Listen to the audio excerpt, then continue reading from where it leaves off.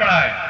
पर बाबा साहब एक ऐसा सूरज बन करके हमारे सबके बीच में दुनिया में आए, पूरे भारतवासियों के लिए। चमार, कोरी, धानुक, धोबी, अहिर, गडरिया, कोई भी अपने आप को ये नहीं कह सकता है कि हम शूद्र नहीं थे, हम गुलाम नहीं थे, सभी गुलाम थे। उस गुलामी को हटाने के लिए बाबा साहब ने काम किया है।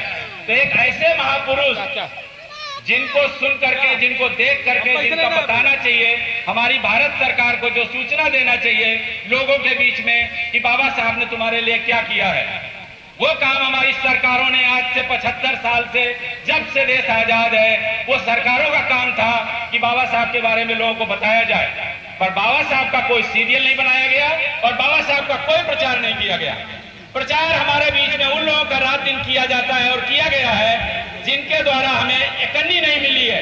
एकन्नी, ये महल दुमहले, घर परिवार, गाड़ियां, मोटर, बंगले, जो शान शौकत आज हमारे पास है, वो बाबा साहब की लिखी किताब की वजह से है, बाबा साहब के लिखे कानून की वजह से है। तो हम लोग उस चीज को समझें और पढ़ें। आजकल सबके पास बड़ा मोबाइल है, बाबा साहब के बारे में सब रात दिन पढ़ो, आप लोग देखो, सुनो और समझो कि बाबा साहब ने हमारे लिए क्या किया था। ये दुनिया लाखों करोड़ों वर्ष पहले बनी थी।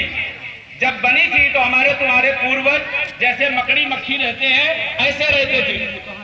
उसमें सुधार होते होते हुए आज हम लोग इस तरीके से हैं। और अगर इसमें बाबा साहब का योगदान न होता तो हम लोग इस जीवन में कभी भी ऐसी शान शौकत के साथ न बात कर सकते थे, न बैठ सकते थे, न सुन सकते थे, न समझ सकते थे। ये बाबा साहब की देन है। अभी आप लोगों को पता होगा, दिल्ली में हाई कोर्ट, सुप्रीम कोर्ट है। उस सुप्रीम कोर्ट में एक लड़की एडवोकेट नियुक्त हुई है जो जन्म से अंधी है, जन्म से गूंगी है, जन्म से बहरी है।